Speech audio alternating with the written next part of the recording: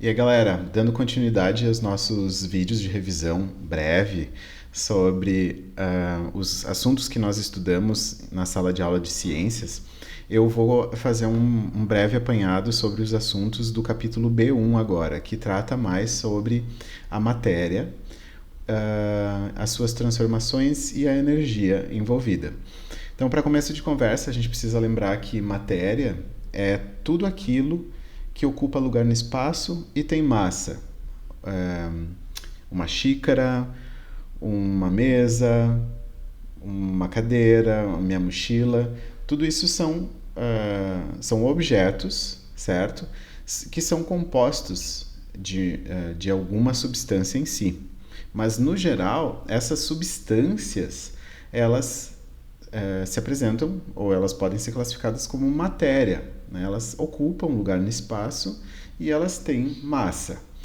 Outro exemplo que a gente trouxe na sala de aula, que ele pode ser meio que tricky, né? Pode ser meio confuso de se perceber, é o ar. O ar que a gente respira e o ar atmosférico, ele é matéria também, porque apesar da gente não perceber ele como outros objetos, outras substâncias, ele ocupa lugar no espaço e, apesar de estar bem disperso, ele ocupa lugar no espaço, seus átomos ocupam lugar no espaço e ele apresenta massa. A gente vai fazer um experimento no laboratório mais para frente que a gente vai perceber a influência do ar, né, e a sua presença de massa, né, na produção deste ar. Aí, a energia é aquela capacidade de gerar trabalho, mas a gente pode entender também a energia como algo intrínseco da matéria, né, que ela pode ser transferida de corpos a corpos, de substâncias a substâncias, né? Na transferência de temperatura. Geralmente a gente pode assimilar nas aulas de ciências a energia como a temperatura envolvida, ou como o calor transferido, certo? Então, quando a gente falar de energia, imaginem uma potencialidade intrínseca daquela substância em se transformar em alguma coisa, ou transformar alguém ou outra substância em outro, ou modificar aquela outra substância. A gente vai ver mais para frente exemplos que eu acredito que vai ficar um pouquinho mais claro onde eu quero chegar. Então, gente, falando mais sobre a matéria especificamente e a energia envolvida, a gente abordou na sala de aula as fases de agregação. As fases de agregação, elas são majoritariamente três, certo? Que a gente vê na sala de aula, aqui do ensino fundamental, que é o sólido, o líquido, o gasoso. Então, quando a gente for falar de estado sólido, a gente tem que imaginar partículas muito próximas umas às outras, né? Então, a gente tem que imaginar esferas. Esferas muito próximas umas às outras, com uma relativa alta organização, né? Então, eles estão empacotadinhos, não necessariamente super organizados, mas a gente pode dizer que é uma alta organização quando a gente comparar com os próximos estados físicos da matéria, certo? Essas classificações que eu trago, essas características que eu trago para vocês aqui no quadro, são características muito interligadas e muito intrínsecas a essa substância que a gente está falando, quaisquer que sejam.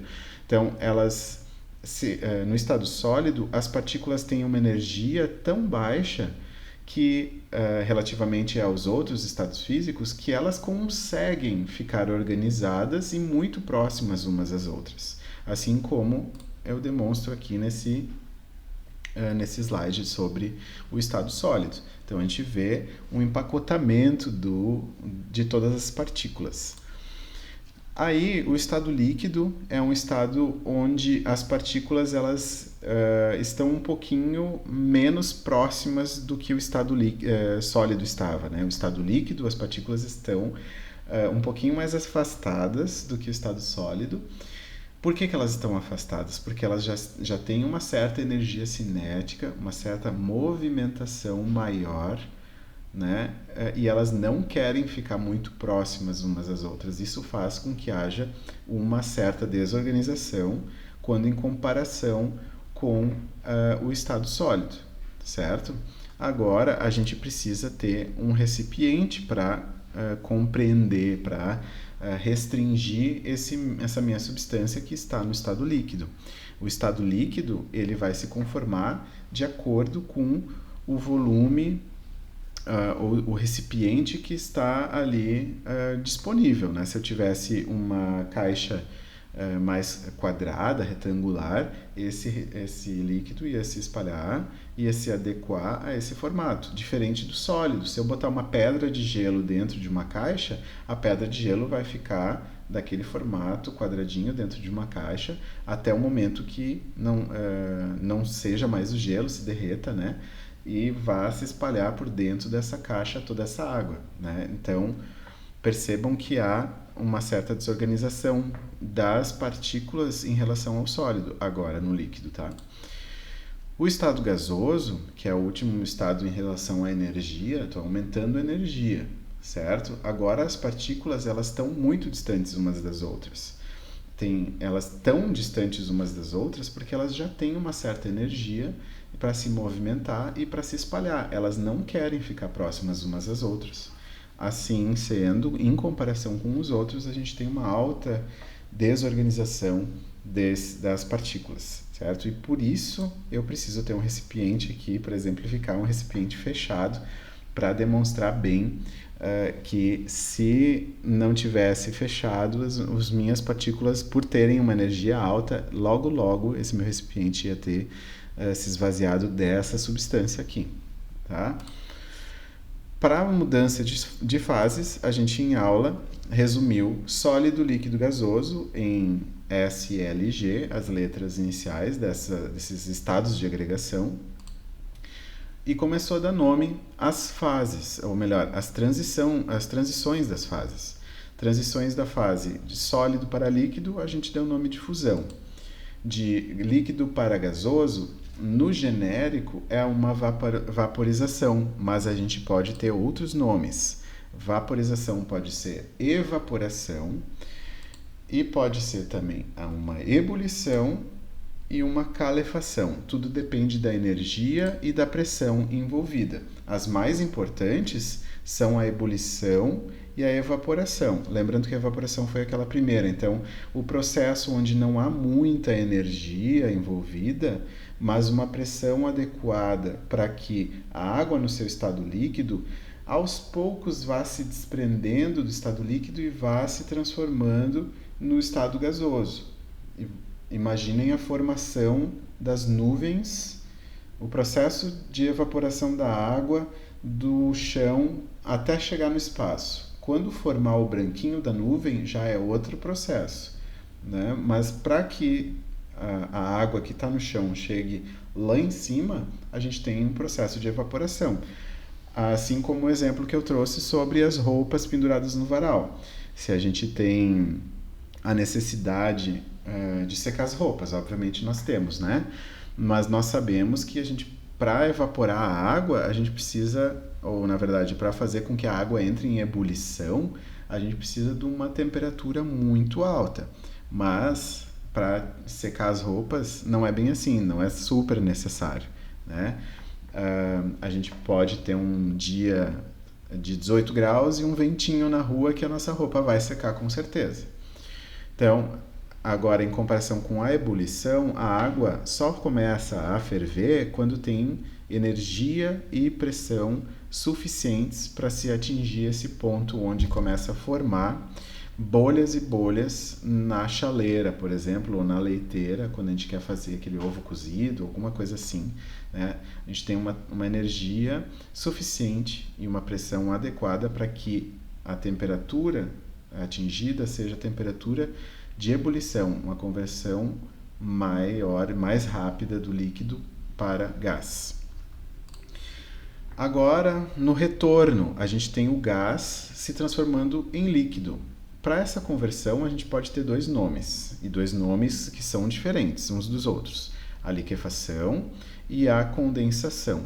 A liquefação é o processo onde a gente tem um gás passando para o líquido, e acontece essa conversão devido à mudança de pressão Estou aumentando uma pressão e estou diminuindo uma temperatura para passar de gás para o líquido, tá? Em contrapartida, a condensação é o vapor passando para líquido e eu preciso ter uma mudança de pressão ou temperatura.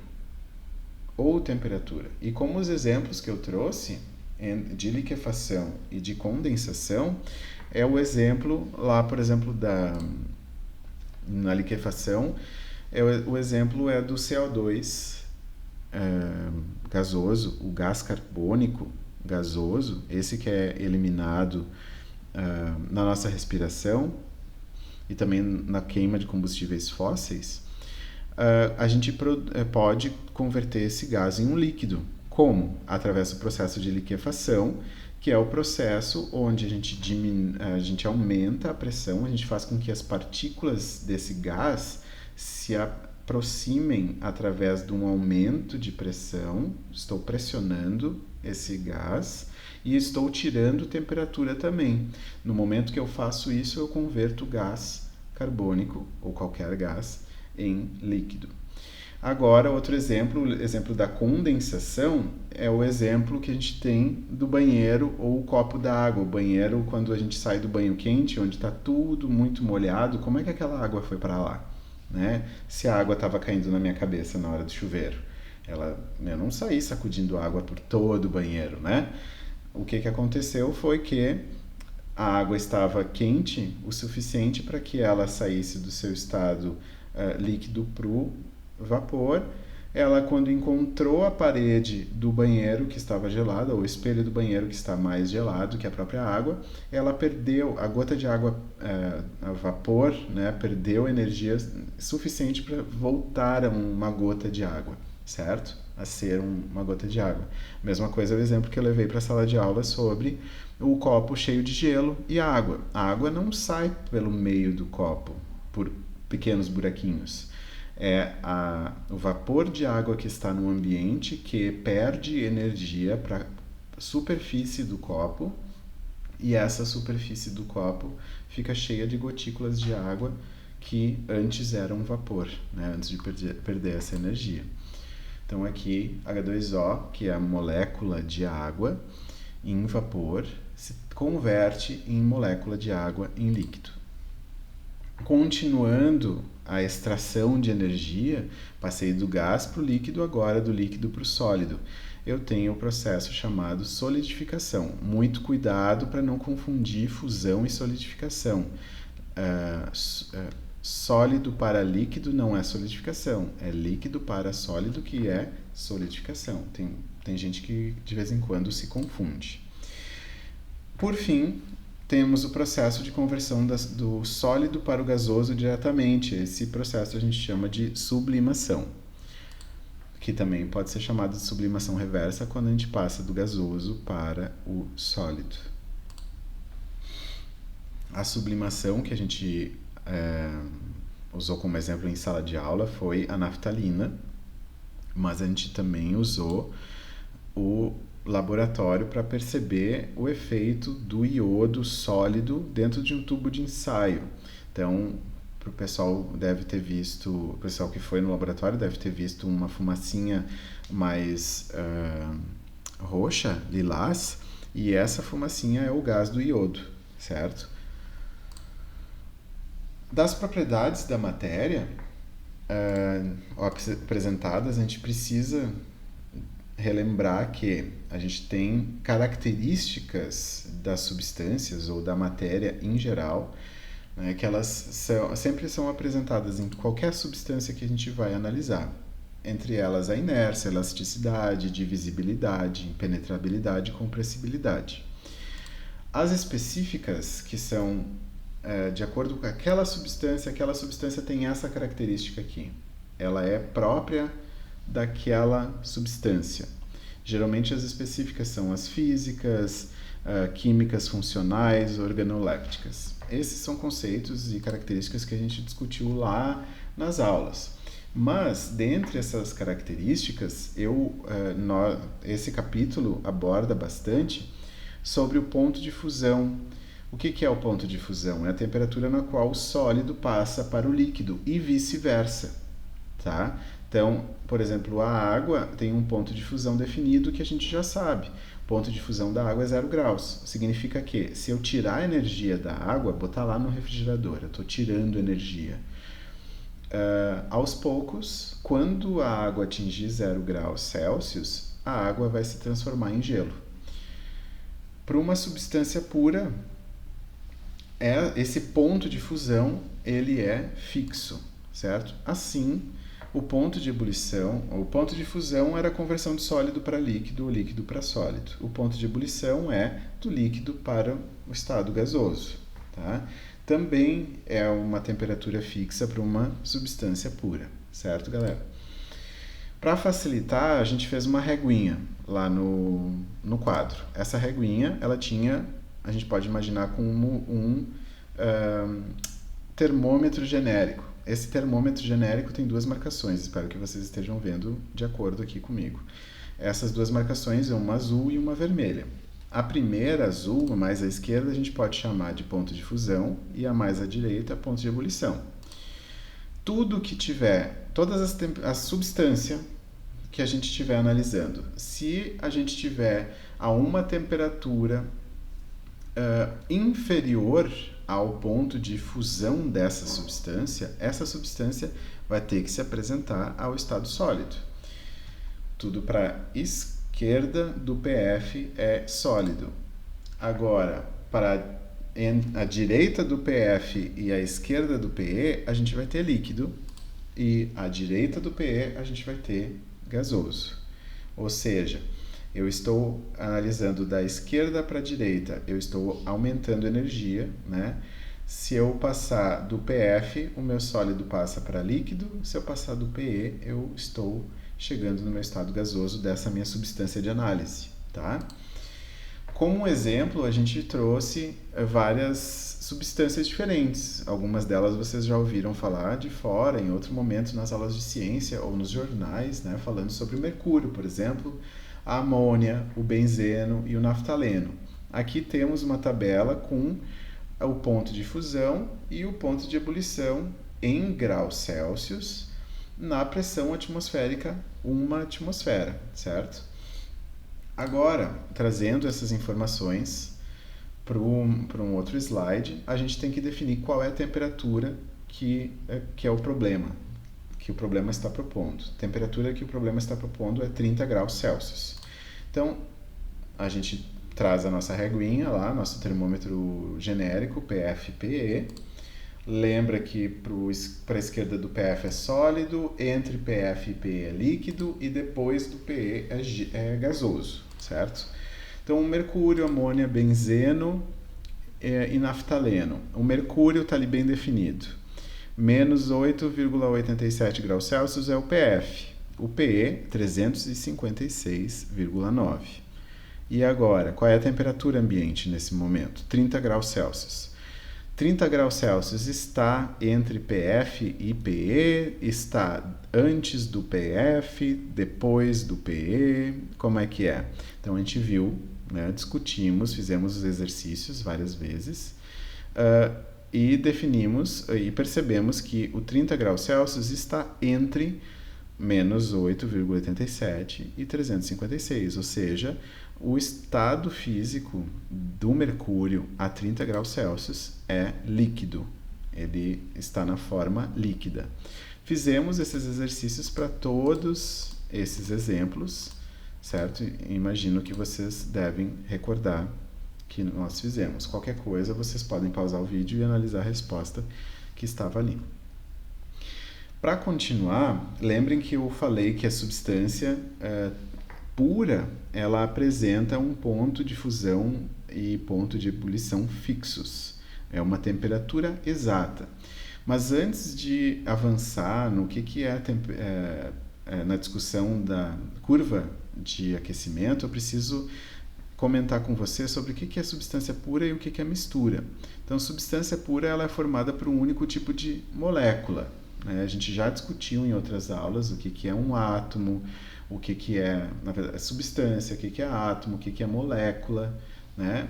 Mas então quando a gente tem uma molécula só, um tipo de substância, né, envolvida, a água pura é o exemplo de uma substância pura, né? Ela não está com mais nada. Se eu botar água com sal, não é mais uma substância pura, tá? Então a gente tem que ter esse critério. Quando a gente pegar, por exemplo, 2 balões aqui, a gente tem só um tipo de molécula em ambos os balões. Percebam que um dos balões tem O2, que é o gás oxigênio, e no segundo balão a gente tem o gás metano, CH4. A gente vai discutindo aos poucos os nomes desses gases, mas prestem atenção que a gente só tem um tipo de figurinha dentro desses balões, certo? Cada um desses balões tem figurinhas diferentes entre si, mas dentro de cada balão é um tipo de substância. Aí, quando a gente tem uma substância tipo o O2 que só tem um elemento químico, a gente chama de substância simples. E o CH4, que é o metano, a gente chama de substância pura composta. Uma mistura, por sua vez, é formada por moléculas diferentes e nem sempre a mistura precisa ser líquida. O ar que a gente respira é uma mistura. É uma mistura homogênea, certo? É uma mistura homogênea porque a gente não vê a diferença entre fases. Agora, aqui eu vou trazer um exemplo de misturas com moléculas diferentes, por exemplo, a água, que é um tipo de molécula, e o sal, que é um tipo de molécula também diferente. Mesmo que a gente analise visualmente, se a gente não tiver muito sal nesse copo de água, a gente vai quase que acreditar que aquele copo está cheio de água pura. Mas eu já estou dizendo para vocês que não tem um excesso de sal, não ficou salzinho lá no fundo, no corpo de fundo que a gente chama. Então, essa nossa mistura, ela é uma mistura homogênea, enquanto que a nossa segunda mistura aqui, ela tem água, gelo e areia. É uma mistura trifásica, apesar que o gelo e a água elas sejam da mesma molécula, ela está apresentando fases diferentes, né? E a areia também não se mistura com a água. Aí esse é outro fator que faz com que a gente tenha uma mistura heterogênea, certo?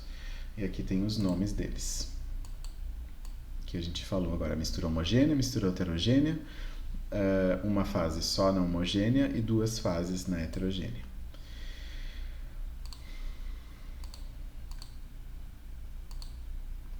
Aqui eu vou passar porque eu quero discutir com vocês e revisar com vocês as curvas de aquecimento. E as curvas de aquecimento são a parte mais importante, ao meu ver. Como eu postei para vocês... Ups, caiu aqui um pote. Desculpa aí, galera. Postei antes para vocês um vídeo a respeito dos gráficos, de como se construir os gráficos. Agora a gente tem uma certa noção de como a gente pode analisar, né? Então o gráfico, a curva de aquecimento, nada mais é que um gráfico que demonstra o comportamento de uma amostra frente a seu aquecimento, tá? Qual é que é a necessidade de saber a curva de aquecimento, de interpretar uma curva de aquecimento? É que a partir disso a gente vai determinar a pureza de uma substância, né? A gente pode determinar se uma substância está pura ou não. Aí, uma substância pura, uma vez que nós temos um ponto de fusão, uma temperatura fixa no ponto de fusão, uma temperatura fixa no ponto de ebulição, a gente vai ter um gráfico dessa carinha aqui. Lembrem, então, que a gente tem, numa substância pura, 2 patamares, o fusão e ebulição. Aqui a gente tem o gráfico da substância pura sendo construído de passo a passo. Percebam que a gente tem um experimento acontecendo ao longo do tempo e a gente está acrescentando temperaturas. Eu estou olhando para a minha outra tela aqui, tá, galera? Então, o que acontece? Estou, ao longo do tempo, aumentando a temperatura do meu sólido. O meu sólido sai de uma temperatura e atinge o primeiro patamar. Esse primeiro patamar é o ponto de fusão. Quando atinge o ponto de fusão, há uma coexistência de sólido e líquido. O meu copo de água, que eu botei lá no refrigerador e ele congelou, esse copo de água, a água congelou por inteiro. No momento que eu tiro do refrigerador e boto um termômetro próximo ali, bem junto, eu vou perceber que esse gelo vai aumentando um pouquinho a temperatura até o momento de que comece a formar água. No momento que começa a formar água, a gente chama de ponto de fusão. No ponto de fusão não significa que vai desaparecer todo o gelo e vai ficar só água. Não, de pouco em pouco todo o gelo se desfaz e se transforma em água. É isso que está mostrando esse patamar aqui, intitulado de fusão. No momento que acaba esse patamar, eu só vou ter líquido. Tá? Aqui tem o meu ponto de fusão.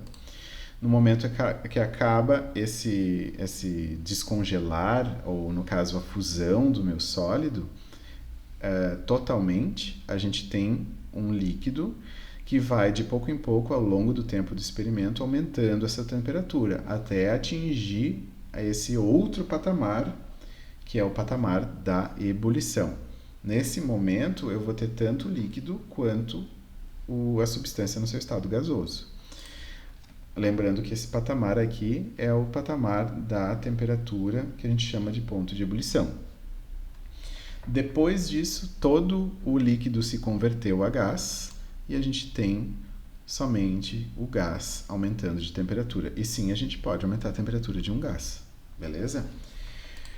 Aí, em comparação, galera, aqui a gente precisa analisar as cores que a gente tinha visto, os patamares do ponto de fusão e ebulição. E a substância pura tem essa carinha aqui. O gráfico da curva de aquecimento tem essa carinha aqui. Agora, quando a gente for comparar com a mistura comum, percebam que os patamares eles não existem mais. Há uma variação de temperatura em cada um dos pontos que a gente chama de fusão e ebulição.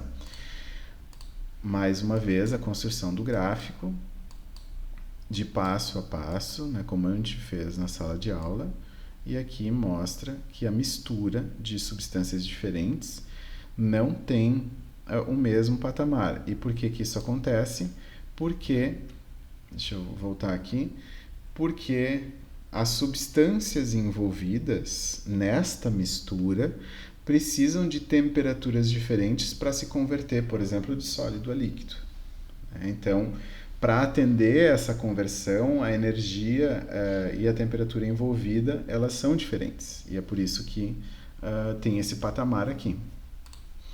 Agora, a gente tem os diferentes tipos de misturas existentes, que as mais importantes são a eutética, onde o ponto de ebulição é o patamar, fusão é igual a uma substância pura, e a mistura azeotrópica, que o ponto de fusão é igual a uma mistura e o ponto de ebulição é igual a uma substância pura. E é isso aí, galera. Então, espero que tenha sido uma revisão, eu sei que foi rápida, mas acredito que essa revisão tenha ajudado vocês a estudarem, a revisarem alguns conceitos aí que a gente estudou nesse capítulo B1. Beleza? Não temos, então, slides para revisar de exercícios. E nos vemos na segunda. Até mais!